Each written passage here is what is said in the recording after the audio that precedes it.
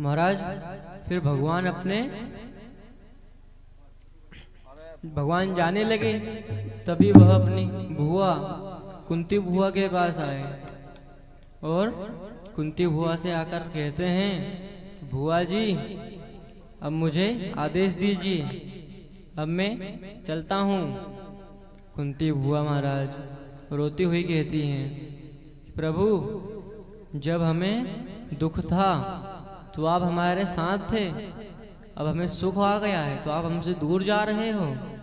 ऐसा सुख किस काम का जो हमें भगवान से दूर करे।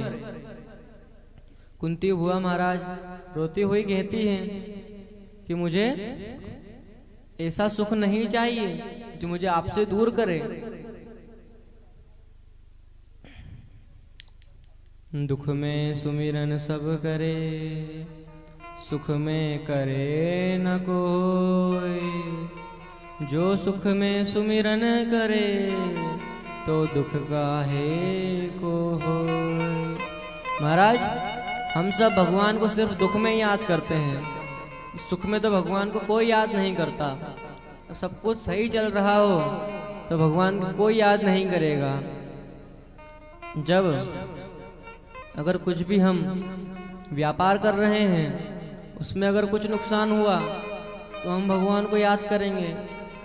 कुछ भी कार्य कर रहे हैं और वो कार्य बिगड़ गया तो हम भगवान को याद करेंगे। और जब सुख में सब कुछ सही चलेगा तो भगवान को हम भूल जाएंगे। महाराज कुंती बुआ कहती हैं, महाराज कुंती बुआ ने कहा कि प्रभु मुझे तो दुख भी प्यारे हैं और मुझे सुख भी प्यारे हैं। तो कुंती बुआ कहती हैं, मुझे सुख भी प्यार। महाराज कुंती बुआ कहती हैं कि मुझे ऐसा सुख नहीं चाहिए जो मुझे आपसे दूर करे। भगवान कहते हैं, अरे बुआ मैं तो आप ही का बालक हूं, मैं कोई भगवान नहीं। बुआ जी कहती हैं, अरे कन्हैया तुमने बहुत समझा दिया पर अब हमें पता चल गया है तुम भगवान ही हो। तभी महाराज उधर कुंती बुआ को भगवान ने समझाया और युधिष्ठिर जी एक बार शोक में बैठे हुए थे। वह सोच रहे थे कि मैंने इतना युद्ध लड़ाई झगड़ा किस लिए किया, इस धन के लिए, इस राज्य के लिए, मुझे तो नरक में भी जगह नहीं मिलेगी। महाराज युधिष्ठिर जी ऐसा सब कुछ सोच रहे थे। भगवान आए और उन्हें समझाया कि ऐसा कुछ नहीं है। और एक बार महाराज भगवान ध्यान में बैठे हुए थे, भगवान किसी का ध्यान कर रहे थे। तभी युधिष्ठिर जी आए और पूछते हैं, प्रभु सब आपका ध्यान करते हैं, आप किसके ध्यान में बैठे हुए हो।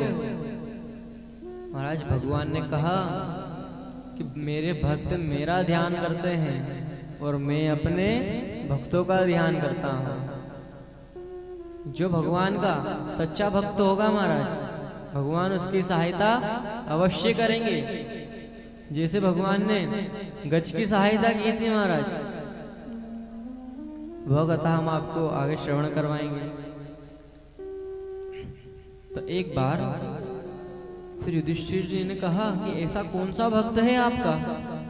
भगवान कहने लगे कि भीष्म पितामह बाणों की सैया पर पड़े हैं और वह मुझे याद कर रहे हैं, ये उनका अंतिम समय है। तो युधिष्ठिर जी ने कहा, प्रभु अब उनका अंतिम समय है तो आप जाकर उन्हें दर्शन दे दीजिए। महाराज भगवान, पांचों पांडव एवं द्रौपदी जी सभी वहां गए और महाराज वहां जाकर देखा कि बाणों की सैया पर भीष्म पितामह लेटे हुए हैं, उनके शरीर से रक्त बह रहा है। वहां जाकर भगवान ने देखा और सभी उनसे प्रश्न करने लगे और सभी धर्मों के बारे में चर्चा करने लगे। जो भीष्म पितामह जी हैं सभी धर्म के बारे में उपदेश दे रहे थे। दान धर्मान, राज धर्मान, मोक्ष धर्मान विभागशः। स्त्री धर्मान भागवत धर्मान समाश व्यास योगतः। जब महाराज वह दान धर्म के बारे में, राज धर्म के बारे में, इन सभी धर्मों के बारे में भीष्म पितामह बता रहे थे, पर जैसे ही वह स्त्री धर्म की बात करने लगे और समझाने लगे तो महाराज द्रौपदी जी हंसने लगी। तो उन्होंने पूछा, पुत्री क्यों हंस रही हो तुम? तो उन्होंने कहा कुछ नहीं, बस ऐसे ही।